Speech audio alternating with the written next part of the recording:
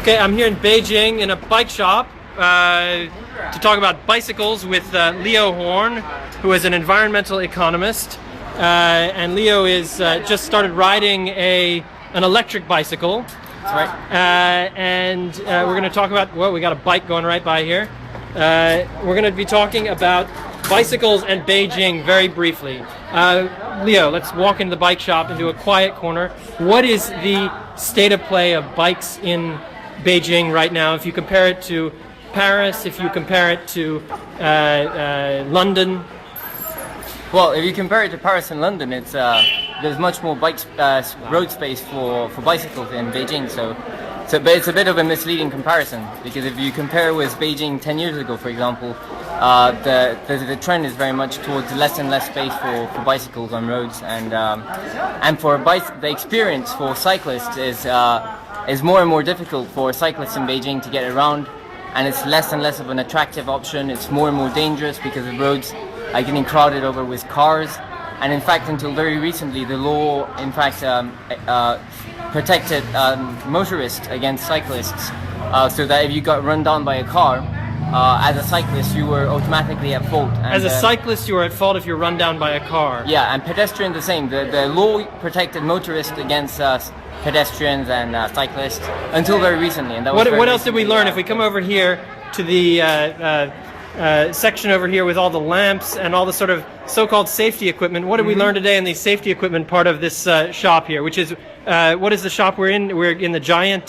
shop. Yeah, one of the biggest bicycle shops in Beijing, and there isn't actually, as far as I can tell, there isn't a safety section. And in fact, I was trying to buy some basic safety equipment today, including a jacket with fluorescent reflectors, and I couldn't find that. This is a fluorescent reflector jacket that you can get in almost any bike shop in Paris and in other places in the world. And no, I couldn't get it here. I couldn't even get reflecting clips for trousers. Okay, and your bike, they're right now fixing something onto your bike here, live. This is a live video here. What are they fixing onto your bike? I think they're fixing... oh no, they're just adjusting my seat, but they are fixing also a backlight on. Okay, and this bike looks very funny. It has a fat side to it. Tell us about this bike. Why is this bike so fat? It's got a lithium-ion battery on it. Okay. And show us where the lithium-ion battery is. Right there. How much does it weigh? This one weighs about 4 kilos.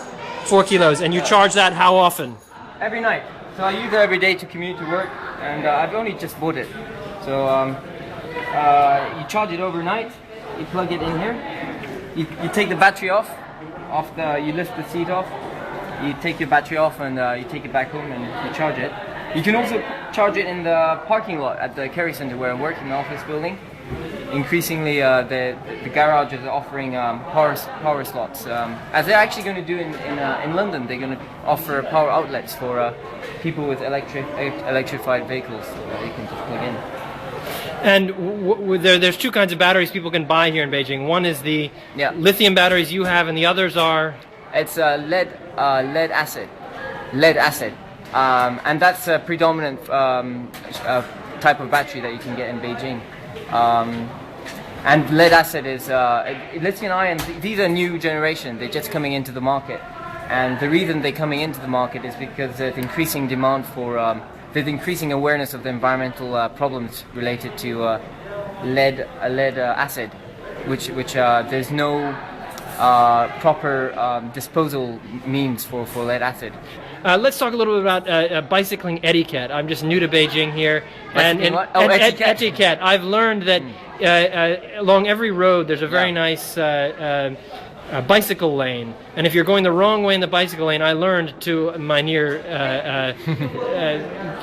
causing an accident myself, that you bike on the right-hand side normally, but if you're biking the wrong way... Yeah, you want to stick to the curb. So you stay on the left-hand side. In China, just to clarify for our viewers here, you'd ride on the right-hand side, Yeah. except when you're riding in the wrong way yep. in a bike lane, and then you ride on the left-hand side. Yeah, and you want to hold on to your life. You stick to the curb. It's Right. like they call it the 主流, and the 主流, which is the mainstream. You want to stay to the side because the mainstream is still in one direction. Okay, so it's a side stream sort of concept. Side stream, yeah. Okay, all right. Well, that's great. Thank you very much, Leo. And we'll be back again with another broadcast from Beijing soon.